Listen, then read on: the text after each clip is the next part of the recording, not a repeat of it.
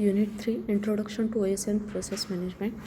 So, first is process. So, what is process?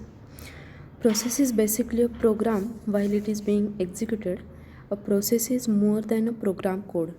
It consists of one is the value of program counter, second, context of CPU register, process tags containing temporary data such as function parameter, return address, and local variables.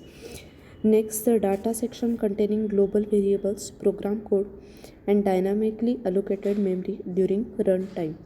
So, an operating system executes a variety of programs such as batch system, jobs, and time shared system, user programs or tasks.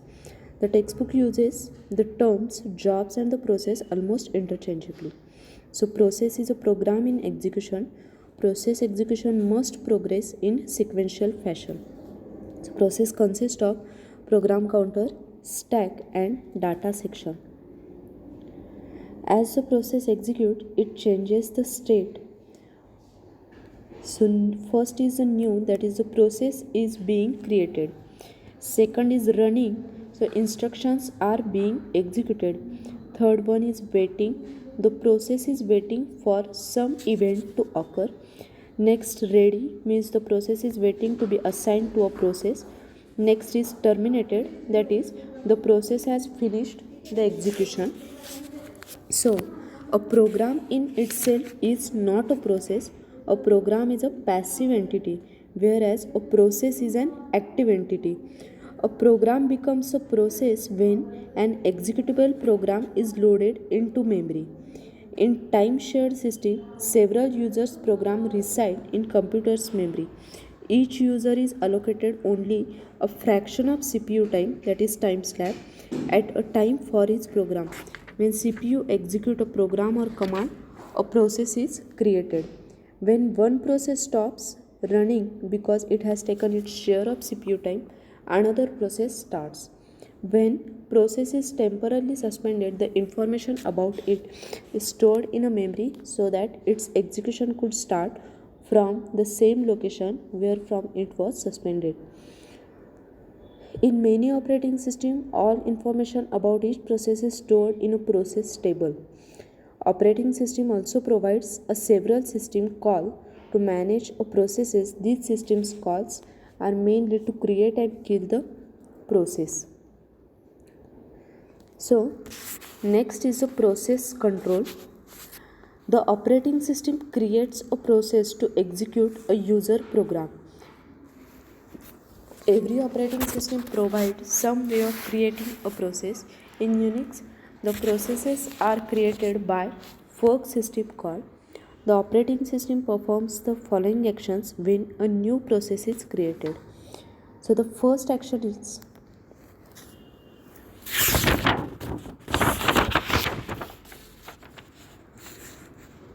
it creates a process control block, that is PCB, for the process. Second, it assigns a process ID and priority.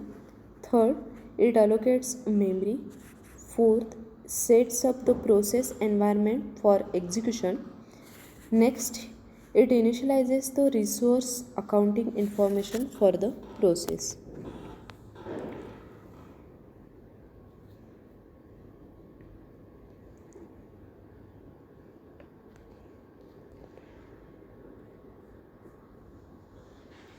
Next is process states.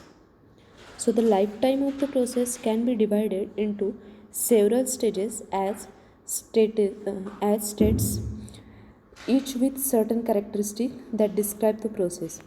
It means that as the process starts executing, it goes through one state to another state. Each process may be one of the following state, that is new, ready, running, blocked, and terminated, which is already we have seen it.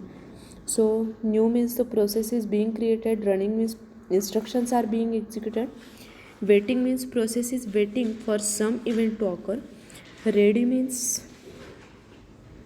the process is waiting to be assigned to a process, and terminated means the process has finished the execution.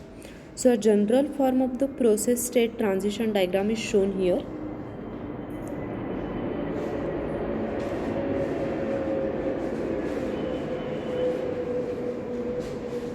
So here new means process has been created.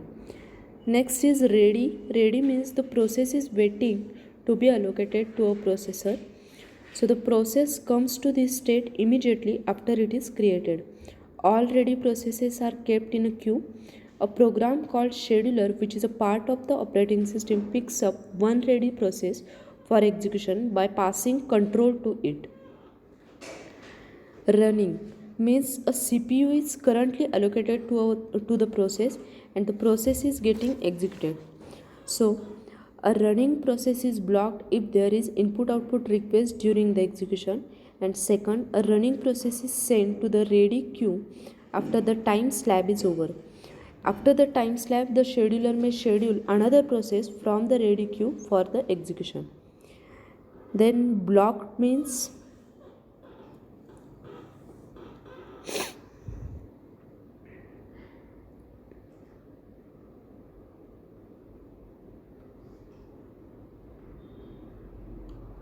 the process is waiting for the completion of some input output activity. Such processes are normally not considered for the execution until the related blocking condition is fulfilled. The running process becomes blocked by invoking input output routines whose result is needed during the execution.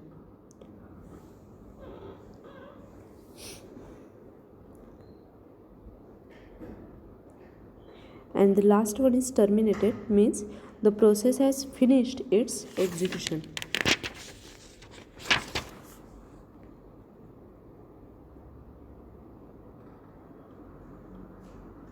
Now in this diagram, blocked is shown by the waiting,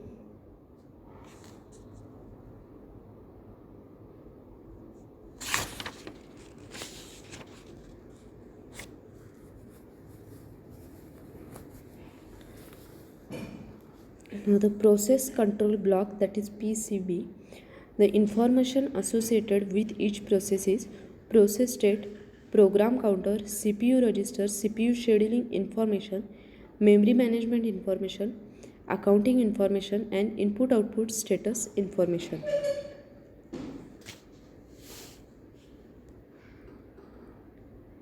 So this diagram shows the process control block, which consists of pointer, process states, process number, program counter, that is PC, register, memory limits, and list of open file.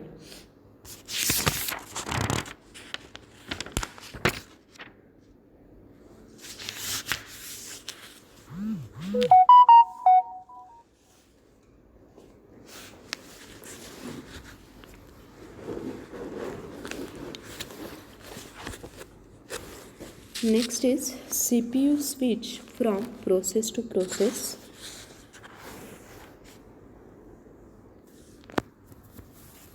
So this diagram shows the CPU switch from process to process. It consists of the process operating system and process P1. Now process P0 is executing. The operating system consists of interrupt or system call, save state into PCB, reload state, also the save state into PCB1, that is process 1, and again it is reload state from process 0. Now the process P1 consists of 3 states: idle state, executing, and idle state.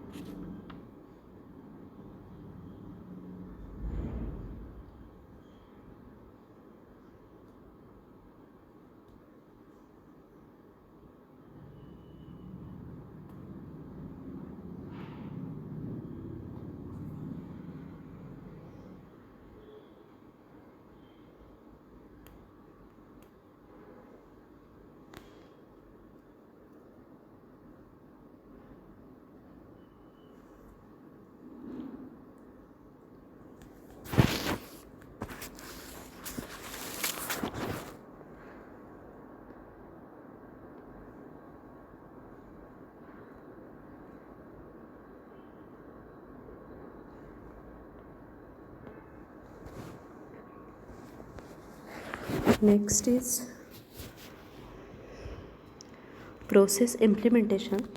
A data structure called the process control block is used by the operating system to keep the track of all information concerning a process.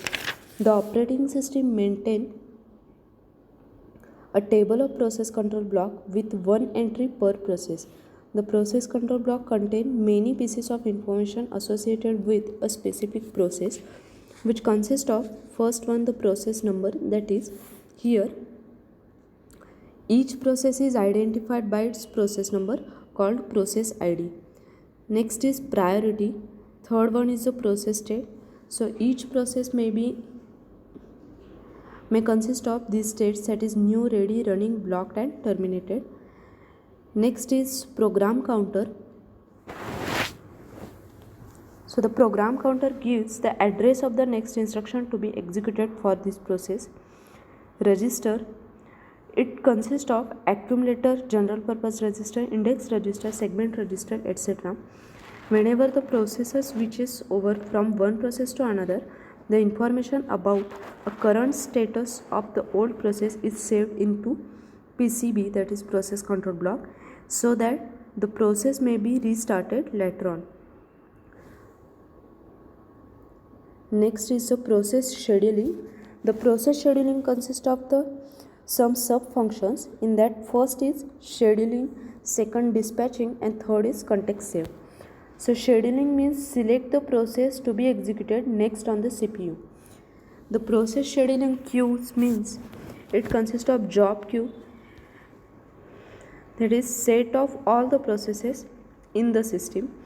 Next is ready queue, that is set of all the processes residing in main memory ready and waiting to execute. Next is device queue, set of processes waiting for an input-output device. Next is process migration between the various queues.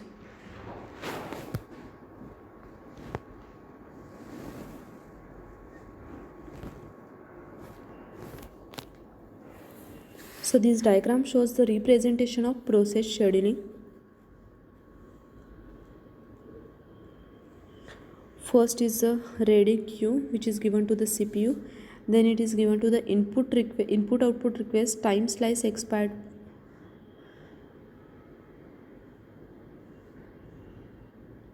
So this is a diagram for representation of process scheduling.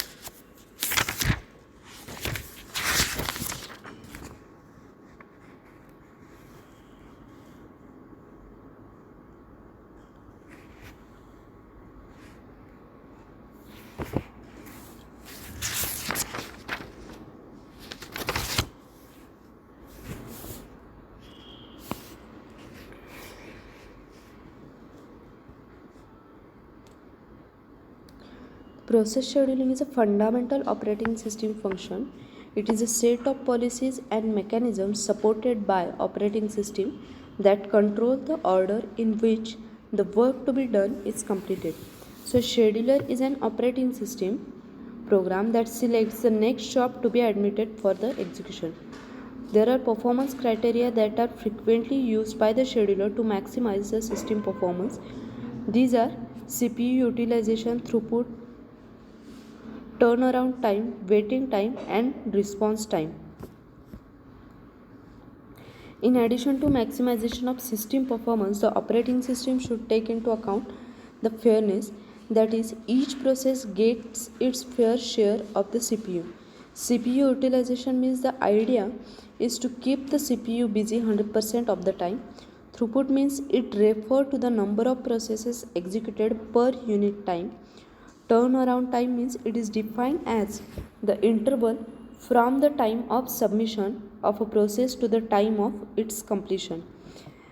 Waiting time means the waiting time may be expressed as the turnaround time less than the actual processing time. So in multi-programming operating system, several jobs reside at a time in the memory. The CPU executes only one job at a time. The rest of the job wait for the CPU. And the last one, response time, means it is an important parameter in time sharing system. It is defined as the interval from the time the last character of a command line of a program is entered to the last result appear on the terminal. Throughput and CPU utilization may be increased by executing a large number of processes, but then response time may suffer. Therefore, the scheduler must keep balance of all the different requirements and constraints. Now, there are some types of scheduler. There are three types: long term, medium term, and short term. The long-term scheduler is also called as a job scheduler, and it determines which job shall be admitted for the processing. There are always more processes than it can be accommodated by a CPU in the memory. These processes are kept waiting in the large storage devices like disk for the later processing. Whenever process finishes, a long-term scheduler is called. It selects a new process from among the waiting process using SJF or FCFS strategy. The long-term scheduler should maintain a proper mixture of CPU bound and input-output jobs in the ready queue.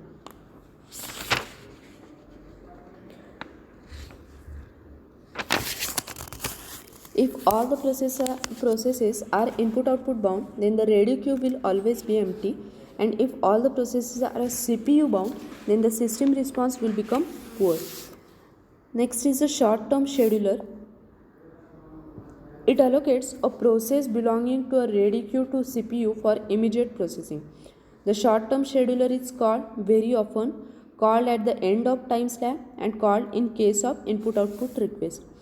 And medium-term scheduler, most of the processes require input-output operation. In that case, it may become suspended for input-output operation after running a while. It is beneficial to remove these processes from main memory to hard disk to create more memory for other processes. At some later time, these processes can be reloaded into the memory and the suspended processes are swapped out and in by medium-term scheduler. So, the short-term scheduler is invoked very frequently, that is in milliseconds, which must be fast. The long-term scheduler is invoked very infrequently. It is in seconds or minutes. It is slow, and the long-term scheduler controls the degree of multiprogramming. The process can be described as input-output bound process, that is, it spends more time doing input-output than computation and many short CPU bursts. And second is the CPU bound process, that is, it spend more time doing computations, few very long CPU bursts.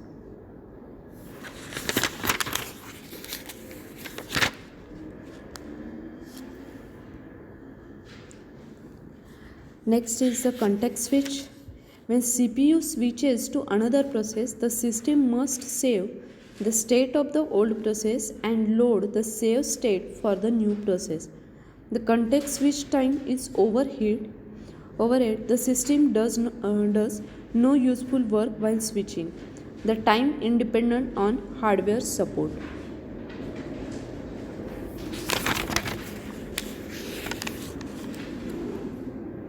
Next is process creation. The parent process creation children processes, which in turn create other process, forming a tree of process. Resource sharing means the parent and children share all resources. Second is the children share the subset of parents' resource. And third one is the parent and children share no resource. And the execution means both execute concurrently. And second is parents wait until children terminate. So this is the execution part.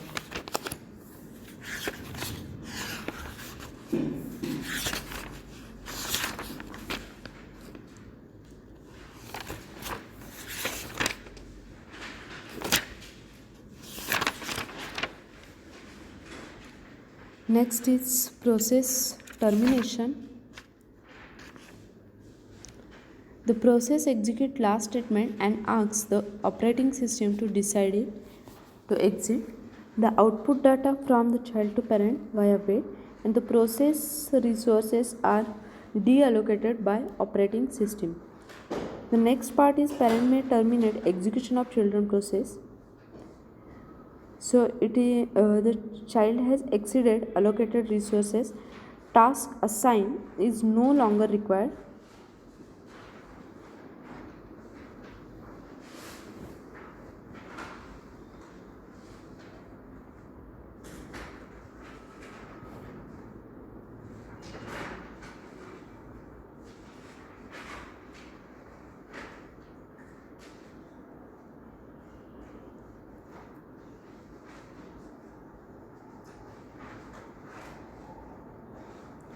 Next is cooperating processes. Independent process cannot affect or be affected by the execution of another process. Cooperating process can affect or be affected by the execution of another process. And the advantages of process cooperation. The first advantage is information sharing. Second one, computation speed up. Third one, modularity. And fourth one, convenience.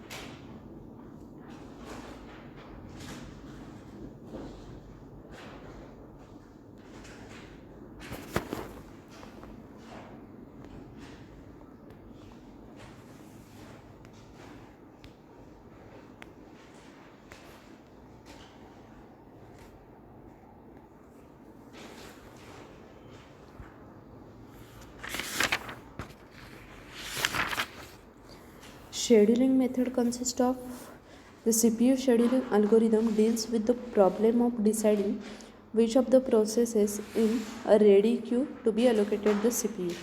So scheduling algorithm can be classified into two categories, the primitive scheduling and non-primitive scheduling. In primitive scheduling, the CPU can be taken away from the processes. A process can be temporarily suspended due to request for input-output, and second is time slab is over.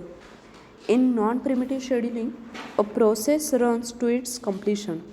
Once a process has been given the CPU cannot be taken away from that process. So non-primitive algorithms are simple and easy to implement. These algorithms are not suitable in multi-user environment.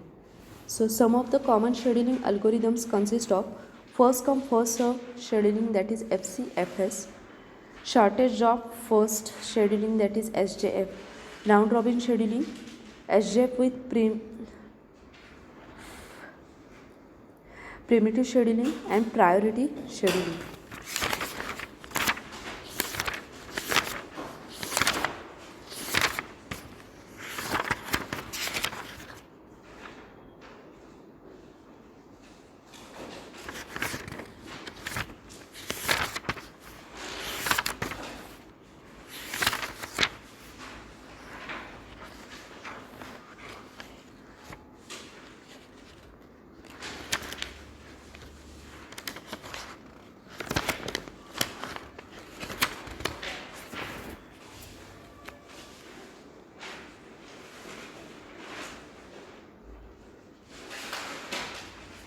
So first come first serve scheduling means it is a long-term scheduling algorithm. It is one of the simplest scheduling algorithm. Its implementation involves maintaining a queue of arriving jobs. Whenever CPU is free, new job from the ready queue is assigned to the CPU. Once a process has the CPU, it runs to the completion. So this type of algorithms is simple to implement. These algorithm results in poor performance, average turnaround and waiting time are quite high. It meets the fairness criteria of scheduling, and these algorithms cannot be used in time sharing system where it is important that each user gets a share of the CPU at regular interval. It is not desirable to allow one process to keep the CPU for a long time. Next,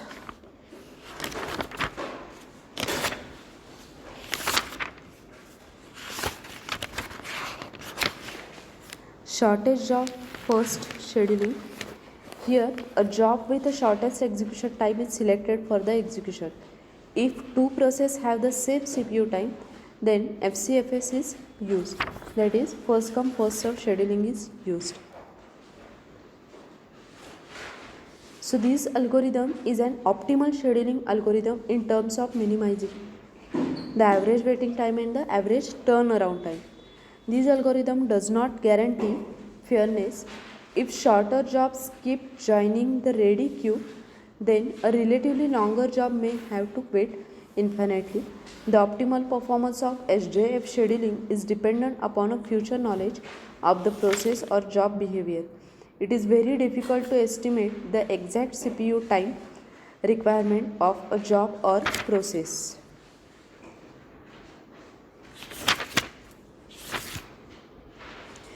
Next, round robin scheduling.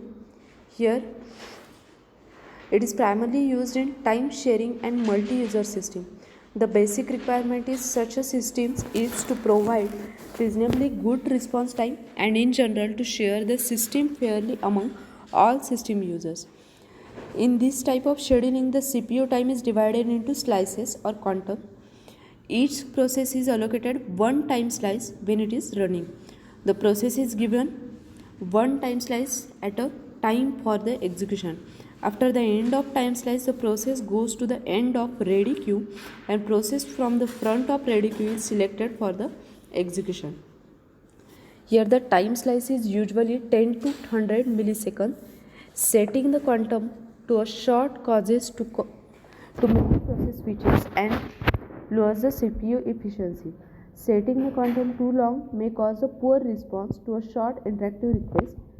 Round robin scheduling utilizes the system resources in an equitable manner. Small process may be executed in a single time slice giving good response time, whereas long process may require several time slices and thus it is forced to pass through a ready queue a few times before completion.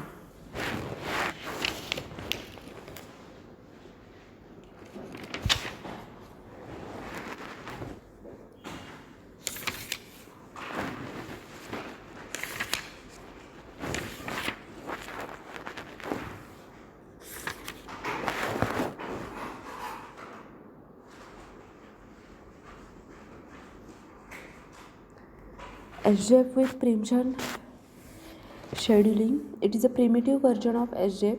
In this type of scheduling, the scheduler always select a process for execution with the shortest expected remaining processing time.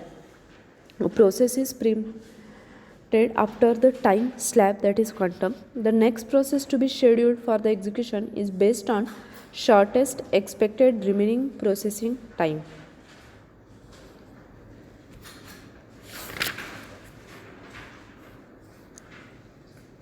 And the last one is priority scheduling. It is a primitive scheduling method. Each process is assigned a priority. Among the runnable process, one with the highest priority is allowed to run first. To prevent high priority process from waiting indefinitely, the scheduler may decrease the priority of the currently running process after every time slab. It is often necessary to group process into a priority classes. Round robin scheduling is used within each priority class.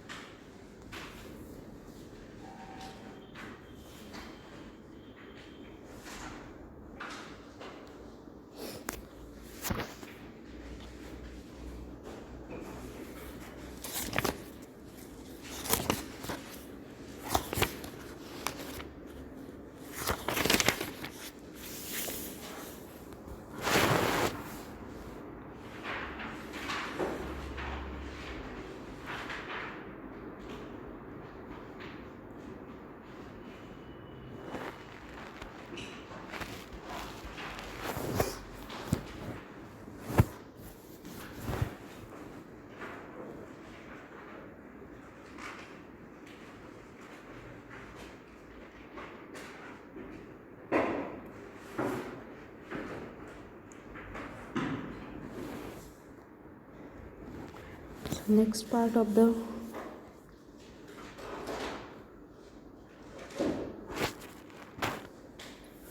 so this is all about the processes, the process control, process states, process implementation, scheduling,